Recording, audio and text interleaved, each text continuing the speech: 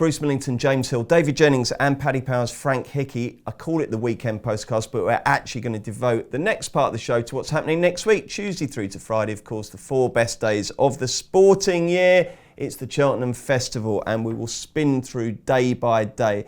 I'll tell you what we'll do. We will do the big race of each day, and then we'll do your best long shot, your best banker, and your lay of the meeting. So, champion hurdle, James, who wins? Frank's going to love this. The more I think about it, the more I think it's going to be Lorena. It's just the ground's coming right for her. I mean, and there's quite a bit of rain forecast, I think, Monday night, so we could get proper soft ground. I know it's been dry all year, but I really do think we could get soft ground. I mean, I've always been a big fan of Lorena. My concern has just been whether it might be too quick for her, because she's a big chasing type, but it doesn't look like it's going to be that now. They obviously have her highly regarded at the Mullins Yard. And I think she's an absolute class act, so I'm not going to desert her now. Who are you going to back, David? Apples Jade, Bruce. I just think she's by far the most solid going into the race. I don't think Bouvardere or Lorena could do what Apples Jade has done this year. What about her Cheltenham form, mate? Such a negative, isn't it? No, not for me, Bruce, to be honest with you. I thought she was second in possibly the best triumph hurdle we've seen in the last 20 years. Then she beat Lamini and Vroom Vroom Mag and battled back to beat them. And forget about her run last season. She was completely in season. She wasn't herself at all. So the Cheltenham thing doesn't really bother me too much. Okay. I think she's exceptional, and I think she's exceptional this year. If you just took her form from this year, she should be a much shorter price. Okay, Frank, before you tell us why Lorena can't win, who you do fancy, what's the latest on the champion hurdle from Paddy Powers? Well, you want prices? Sorry, you've caught me in the hop there. That's all right, don't worry. While you're looking at it, tell us who you think will win, because apparently you don't fancy Lorena. I'm not saying Lorena can't win, but I mean her price, there will be arguments on Monday when we're talking through this race. I know for certain there will be. I just think for what she's actually achieved, beating Stormy Island, who's rated 145, and last year beating Maria's Benefit, who's rated roughly similar. Like Esport Dallins has achieved as much really in real terms. I just think that even if you go back and watch the last day against Stormy Ireland and watch it closely, the race is set up for her. Paul Townend doesn't try to race her. He lets her kick on at the second last hurdle, lets her go, doesn't race her, and then he races the rest for a second afterwards. He pulled off the rail as well to give her the gap up the inside. I think it was just a nice bit of work, really. She could be very good, but her price is what dictates where you want to back her or not. And 7-2 against a horse that won 9 Grade 1s and a dual champion hurdler, to me, is a terrible price. I think it will be dependent on the rain that does fall, will probably determine what I back. The forecast at the moment has very little rain hitting until Monday night. There's about anywhere between 8 and 10 mils forecast. That might change. Now, if it's on the lower end, and they won't really be able to water now with that rain forecast, so if they don't water and it doesn't rain that much, I'd actually have a sneaky few quid each way on Sharjah if the ground is genuinely good to soft and no worse. Like, if you look at the way the race is going to be run, there's going to be plenty of pace, and they'll all be probably there taking each other on, coming to 2 out, and he's going to be ridden out the back and he's going to pick him off. He's won 2 Grade 1s this year, won a really hot Galway hurdle, but he's very ground dependent. I think if the ground's okay, he's a massive each way chance, but if it does rain, Bouvardere will beat them. Okay, right, what's your best bet of day one, James? No, you're out of all the good things, what's the best shorty? The best shorty? Yeah. Just gives you best bet, actually. Well, Layla would be the best favourite, but I mean, I'd say Lorena would now be the nap of day one. Okay, right. Who's your best bet of day one, DJ? I'm pretty sweet on Riders on the Storm in the Close Brothers at 450. Tipped him up in the paper at 12s a couple of weeks ago, and he's 7s now, but I think he'll win. Okay, and Frank? Lawler, or Layler, I think is the way to pronounce it, Layler in the Arkle. Yeah. Now, like, everyone's writing him off on the back of that Sandown run. There is a theory I have. Well, I kind of robbed it off a guy called Nick Morden, who, to my mind, is a bit of a genius. Nick Morden? He's one of the greatest legends. That's what I'm saying. Like some woman called the Queen. A lot of people mightn't have heard of him. He's one of the best people I ever read. I used to follow him religiously. Taught me probably as much as I know by reading him. But he used to have a theory that if a horse put up a really good performance or a really big performance off the back of a break, they generally needed 6 weeks break to fully recover from the exertions of that run. Now, obviously, Layler ran again 3 weeks later at Sandown. I don't even think it was the ground. I just think he was run too soon. Like, if you look at what he achieved the first day, when he did win at Cheltenham, he hammered Dynamite Dollars, he hammered Def Desai. They've done plenty for the form. This is a terrible Arkle. If you go back and watch his Aintree bumper win and his Aintree Grade 1 hurdle win, he's travelled to those races like a really good horse. Like, I'd be worried if Larichburg, Silius Emery and even Diamond Dollars are here. They're all come out. This race is falling apart for him. Like, people are putting up Duke de Geneva. He's a boat. Glenn Forsa was beaten in a maiden hurdle at Carlisle at the start of the season. You can't say that. No, but even Glenn Forsa, he's run over 3 miles. Do you think if he was an Arkle horse, they'd have ran over 3 miles? My way to Solzen one, I was a 3 He was a stayer. Yeah, but I mean, Layler is a proper Grade 1 horse. Okay. None of the rest are. That's fine. I have no problem with you fancying Layler, and I can see why you fancy Layler. But I've been at preview nights, and I can't stand people that are crabbing Glenn Forsa. I'm not saying Glenn Forsa is a certainty or anything, but horses can improve. Of course they can improve. Like, this time last year, what would you have said if Candace Oboe was almost favoured for a Gold Cup? You would have laughed. Perhaps he is no, they can improve. I'm not disputing it's price, like, as in Layler is probably the same price as Glenn Forsa. Layler's won the strongest bumpers run in the year, and he won a Grade 1 hurdle, and he's been knocked because of that one Sandown run. His Cheltenham run is already the best form in the race. Even if you go on RPRs, right? His debut run generated an RPR of 160. Of the last 10 Arkle winners, tell me the one horse that managed to hit the same RPR on their chase debut. Duvan. Altior. Okay. Right, okay, so we've got, listen, no, we're done now. 2 strong votes for Layla. You like Lorena. What is the worst bet of day one, each of you? David Jennings. It could be a win lay or a place lay. Who should we be avoiding on day one? Just for pure mischievousness, I'm going to go for Layler. Okay. Frank, I think we know yours. You're going to be having a fat place lay on Lorena, aren't you? I'd lay Lorena. I also think from a win point of view, I'd be against Al Dancer in the Supreme. Yeah, I think everyone's trying to take Al Dancer, and I just think it'd be too good for him. And what about you, James? Who are you going to oppose? I'm against Bouvardin. You're against? Yeah, I have been since last season's champion hurdle. I thought he had a very hard race that day. I don't think he's the same horse. Okay. Are we all done with day one thoughts? Can I just have a couple of handicaps? Very quick.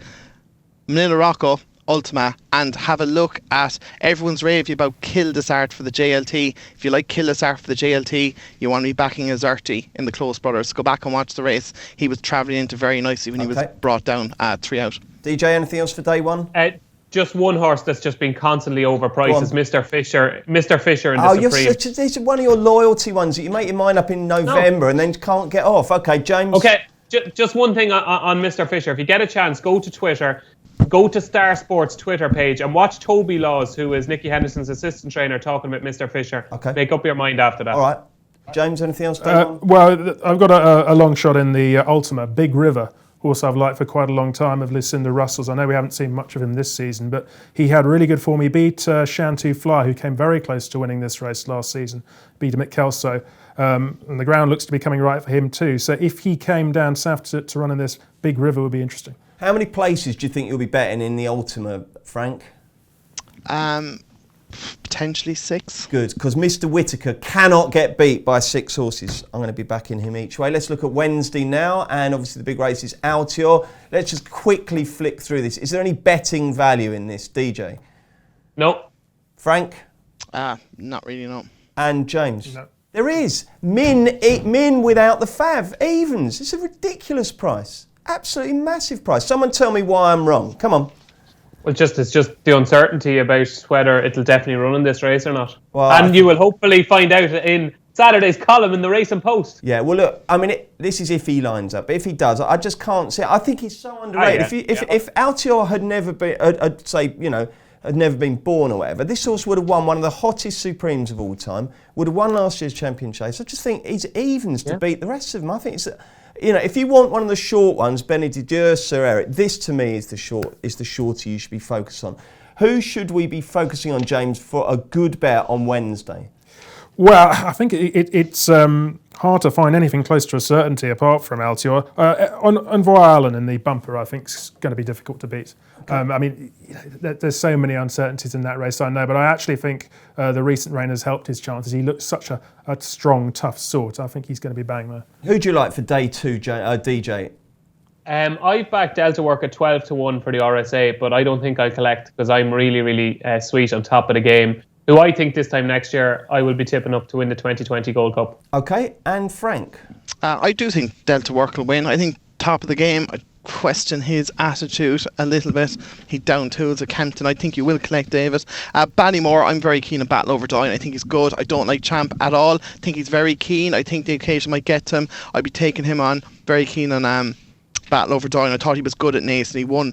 I think he won easier in the winning distance. I know everyone's on with Sam's profile, but Battle Over Down is very good. He's very good. Very good. And the bumper winner is the Frank? Bumper winner. Get in the queue. If you're one of these people who likes Epitante, you have to back Get in the Queue. His time at Exeter blew hurls out of the water. I know that when you allow for hurls and all the rest of it, he's a machine if his times are to be believed. I actually think, I was discussing this with Niall this morning, we both think he'll go off favourite for the bumper. Oh, favourite. Better get on now. Yeah, and the Fred Winter, I just give a mention to one I think will go well. I think Fine Brunello might run all right in the Fred Winter. Okay, are we all done on Wednesday, James? Anything else? Well, if she gets into the Coral Cup, Cut the Mustard could be quite interesting. She hasn't had her ground all season.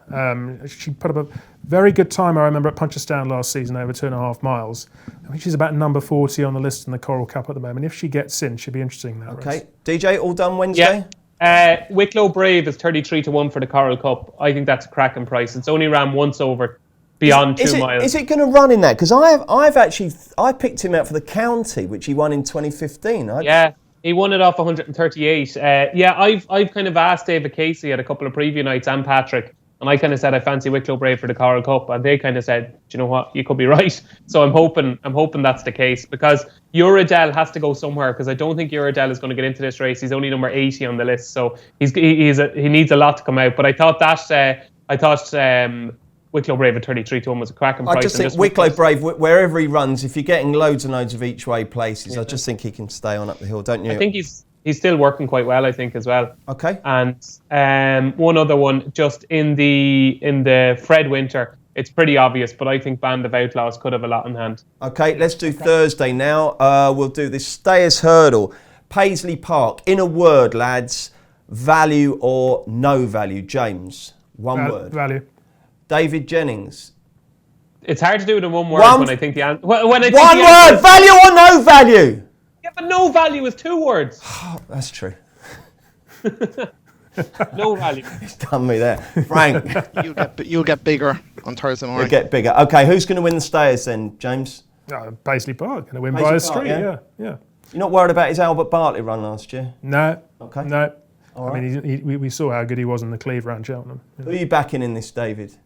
Back Black off each way at 14-1. I think you get a lot closer to Paisley Park. And Frank? I don't even have a strong opinion. It's probably one of the races I'm least excited by on the Thursday. But if you had to have a bet? If I had to, maybe Bacardi's each way.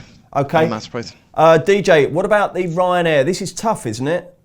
Oh, this is a nightmare, yeah. Footpad is probably going to go here, but I don't know, the vibes don't seem to be that strong coming from Clesutton. I thought last year's winner, Balco de Flow, was probably a little bit overpriced because he's got sore shins all season, so the soft ground is going to help Balco de Flow. Okay. I think the banker, the whole meeting runs on Thursday. Okay, well, we'll get there. No, we'll get there in a minute. We'll just do the Ryanair. Frank? I think Monley's the most likely winner, to be honest. I think he's back to his right trip here. For old time's sake, I have had a few quid on one at a humongous price, maybe 6 weeks ago. Coney Island, my old friend. Yeah. The vibes are quite good about him, and there was a lot of positives we taken out of his run at Christmas. He, after jumping 2 out, he goes, holy shit, I thought he was going to win. He travelled really well. He kind of hit the last and weakened out of it from there, but I think they dropped to 2.5, and hopefully Mark Walsh will get back on him. I think he could go well at his price, but I do think Monalee's the one to beat. Just one thing on that, Frank, on Coney Island. I did a preview night and Justin Carty was in the crowd, and I actually put up Coney Island as a flyer at 33-1 the Ryanair, and obviously Justin Carty is a part of the McManus team, and it came to Justin, Hugh Cattle, the MC, came to Justin. He said, Justin, what about Coney Island? He goes, we spoke about all our Cheltenham horses today. and Coney Island was never even mentioned. Righto. Which Thanks worrying. for that. James? Well, I mean, I'm not a huge fan of Footpad. I just it just doesn't sound like he's absolutely right to me. So I don't think I can go for him. So I'll go for the other Munir horse at a bigger price, Therefore, who I thought ran much better last time at Ascot behind Clan des Obeaux. I mean, for a long way, he was really putting it up to Clan des Obeaux. He jumped really nicely, and he ran well in the JLT last year. Underrated. Get on the old boy. Right then, the lads over in Ireland both sound extremely confident about Thursday. So we'll go to Frank first. This is the one, isn't it, Frank? This is the present that you're going to unwrap for listeners and viewers now, and its name is... For 6 weeks, I've been telling everyone in the office to be keeping a horse in mind for the Kinmure, and I'm quite happy to see the money come for one against it, because it means you're going to get a very fair price. Now, I got worried on Monday, on Wednesday, when he was taken out of the 3 races on Tuesday that he was entered in. I thought he might have had a setback, but he's in the declarations today, and that's Sky Pirate for John Joe O'Neill. This horse has been laid out for it. If you look at his form, it's really good. He was coming to win his race in November when he was brought down by Jameson at second last. I'm convinced he would have won. He's off the same mark here. I'm just hoping and praying Patrick Mullins will get the booking. He said last week that if Live Love Laugh didn't run, he wants to get on this. If he does, I've had a really big bet on it. I will go in again. I think this will go off. Second favourite behind Measure of My Dreams. Sky Pirate, Sky Pirate, yeah. And the Kinmure. I think it's got an unbelievable... look, it's a big field handicap. You're going to need luck and running. But if it gets a clear run, this is going to go mighty close. It's got £10 in hand.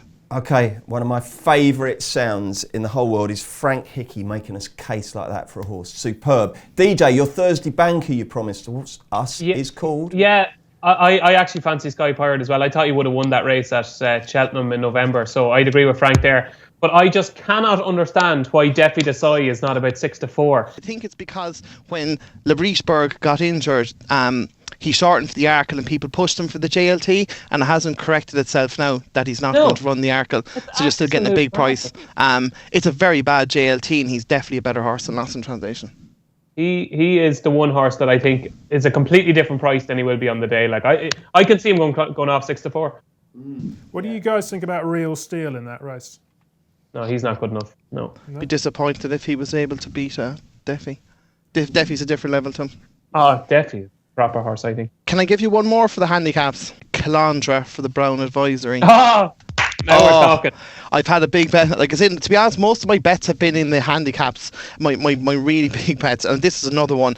Go back and watch the Silver Trophy in April. I think if Noel Feely had that again, he'd hung on to him a lot longer. He travelled all over a really good field. I'll just go through it there now. What was behind him? So Traffic Fluid won the race.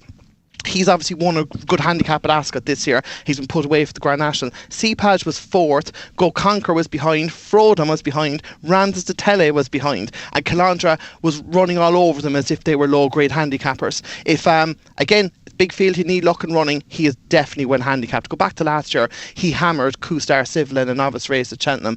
I don't think the ground's going to be bad next week. I think he'll be on the soft side of good for the week. And as long as it's not bad, he's a massive chance. And you can get 20-1 about this. This will go off a single figure price as well, I think. And Mulholland's after having about 8 winners in the last week.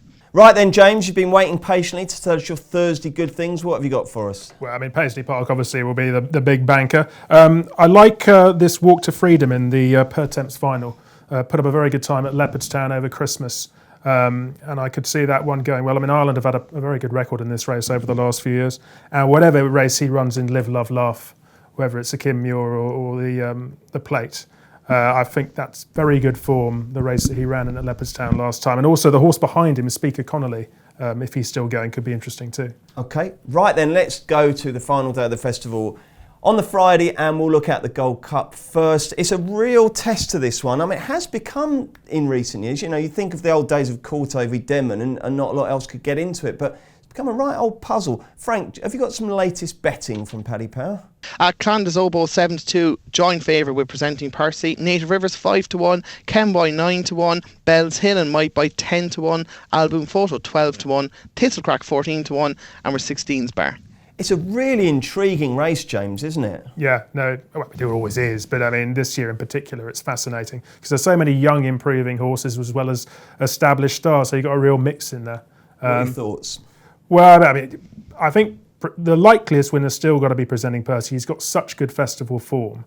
Do you want to be taking a shortish price about a horse that we haven't seen jump a fence? That doesn't bother me at all. I actually take it as a positive because I just think this guy clearly knows what he's doing. He's got a plan. The vibe is just so positive, isn't it? It just feels like it's going to happen. I can just imagine it'll be absolute mayhem. The Irish going absolutely mad. It just feels like everything's going to come right on the day. If you look at him in the paddock and he looks well and the market's strong on the day, I think you've got to have something on him at least, because if he wins, you don't want to lose. He is a class act. Yeah, absolutely.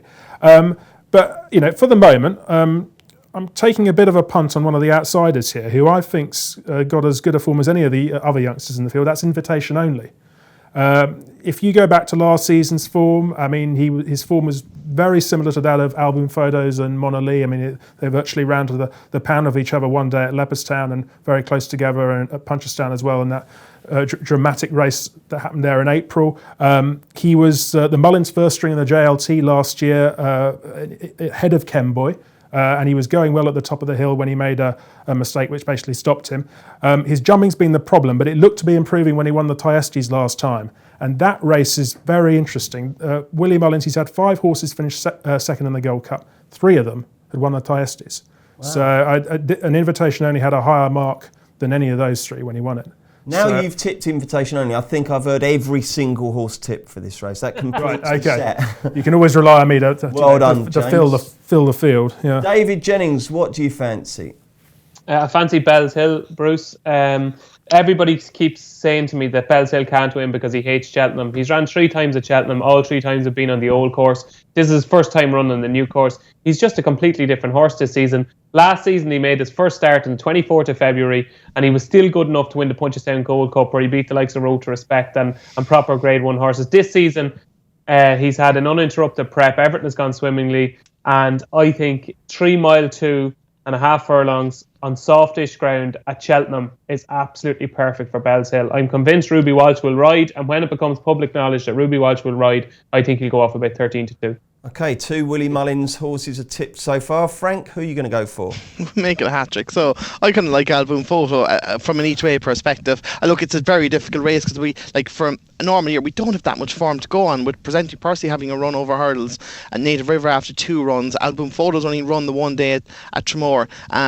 Look, the only reason I'm kind of siding with him is that he's a 7-year-old on the improve. Like, if you go back to last year, I think he would have been second in the RSA had he not fallen at the second last. He ended up winning a Grade 1 at Fairyhouse, beating Shattered Love, who'd won the JLT. He was going to win at Punchestown when Paul Townend had a bit of a brain freeze and ran out. And then his Tramore win, while it is Tramore and people would knock it because of a small track, it just screams that he'd improved an awful lot. He hammered Total Recall, give him £10. Invitation Only was 3rd, and Alpha Des Abo was 4th. Now Invitation Only and Alpha Des Abo were 1st and 2nd at Thyestes.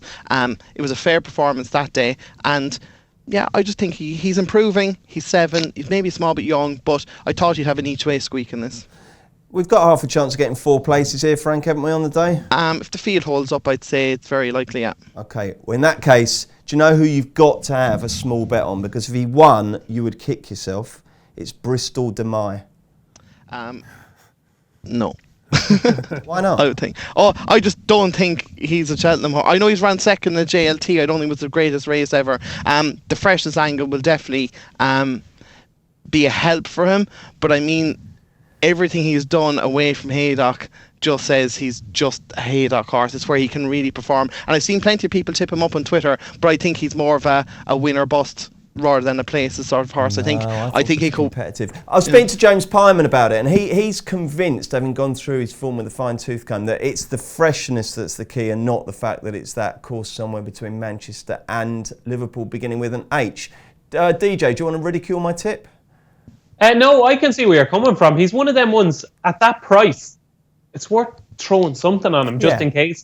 And the ground is always so cut. It's not so much how soft it is. It's just desperate ground. I don't know if you've ever walked the track on Gold Cup Day. It's desperate ground. Like, it's all cut up the straight and everything. No, the amount I pay for shoes, I wouldn't want to ruin them on doing that, DJ, I promise you. It's all right with your 25 quid budget jobs. Right, what else do we fancy on Friday? DJ, you can go first. Okay, I would strongly advise people to take the 33-1 Cur Sublime in the Triumph Hurdle. He worked with Battle Over Diane, who's almost favourite for the Ballymore the other day, and worked very favourably with Battle Over Diane. So Cur Sublime for the Triumph Hurdle. In the County Hurdle, Whiskey Sour was third in the race last year and should have probably won. Made up a lot of ground between the second last and the last. He's only off a mark of 144 now, a couple of pound higher. I think he's got a cracking chance in the County Hurdle. Then in the Grand Annual, again, last year's winner, Le Parisienne, somehow is only £1 higher. He won it off 150 last year. I thought he was very impressive. If you go back to his run in the Welsh Champion Hurdle, he tried to give Silver Streak £12 in the Welsh Champion Hurdle. He's only ran twice over fences this season. Only £1 higher. I thought he won the race very impressively. And my other one is in the Martin Pipe, and it's a horse that was third in the race last year called Early Doors, trained by Joseph O'Brien. Okay. I think he's got a great chance. Lovely. James, what else do you like on Friday? Well, it just depends how much rain we get next week. But if this rain keeps going, I will be all over Darren Ross for the Albert Bartlett. I mean, for a soft ground Albert Bartlett, he's just got the perfect profile. I mean, he's a real strong, tough sort. Been impressive in both his starts this season. He's got plenty of experience for a hurdler, 8-year-old. I mean, that's what you're looking for in the Albert Bartlett. So if it wasn't to rain so much, Liz Nagar-Oscar would have a chance. But at the moment, I'm getting very keen on him. I think Tiger Tap Tap will run well in the Triumph. I don't think he was at his best last time at Leopardstown behind Sir Eric. I know Sir Eric won very impressively, but he gave Sir Eric a real good race before that over Christmas. And he just got a bit squeezed for room at the last, and Ruby wasn't hard on him after that. So I think he's a lot better. I think he's a good each-way price.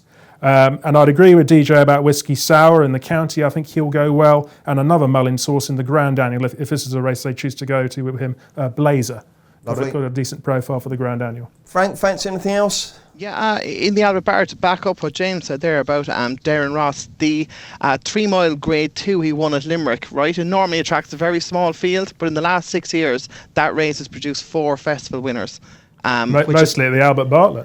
Well, Faugheen won the Ballymore, Penhill the Albert Bartlett, Delta Work the Pertemps, and Martello Tower won the Albert Bartlett. So for such a small field, so it's worth referring back to that race, because I think there was a horse running the Pertemps called Cap York is interesting enough. He looks like a boat that would be suited by the Pertemps. But anyway, back to the Albert Bartlett. It is dependent on ground. He'd have a very strong chance if the ground's soft. If the ground's on the good side, Dinans has a right chance. This horse is the profile of one that's had loads of races. He had 5 runs in bumpers. He's had 7 runs over hurdles. Fell the first day when he was going to win. Won his next 5, including at Cheltenham, when he hammered a horse of Fergal O'Brien's called The Name Evades Me. He beat him, I think, giving £8 or £10, and he beat him 20 odd lengths. Now, The Name Evades Me was third in a good handicap at Newbury off 125, and then second to Opati Son at Cheltenham off 125. So he's no mug, and Dinans beat him out the gap. He's been put away since he was practically brought down at Navan next time out, and we haven't seen him since. On good ground, he'd be a massive player at a price. Okay, Frank? In the Triumph, it just depends what happens with Sir Eric. If he gets back, if he does get to run, I can't see him beat. If he doesn't, I think Gardens of Babylon has a massive chance. And other than that, the Martin Pipe, I thought it was interesting that Canardier isn't running. I kind of liked him, but Uredell looks like he's borderline enough to get in the Carl Cup, and if he doesn't, he'll up in the Martin Pipe and he'll end up going off very short. Lovely. Right then, if you only had one bet at Cheltenham next week, you'd be a complete weirdo. No, if you did only have one bet, what would it be called? James Hill? It would have to be called Paisley Park. I know that sounds boring, but that's what it would have to be called. And DJ, one bet? Oh, definitely Desai is a certainty.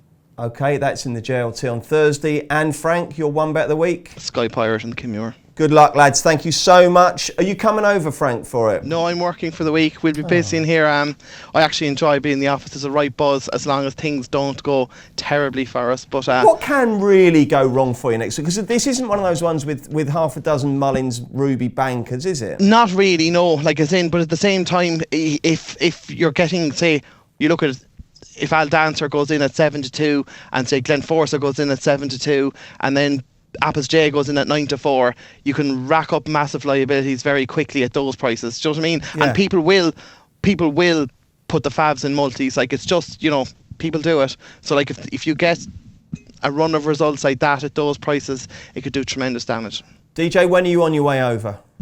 Sunday night, Bruce. Excellent. I'll see you every day. We're doing Postcasts every day next week, aren't we? I'll give you more details of that in a moment, but I look forward to seeing you next week, my friend. Thank you very much indeed. And James, when are you donning the family tweed and getting yourself down there? Family tweed will be donned on Thursday, and I'm also there Friday as well. And what price are you to win this week, James?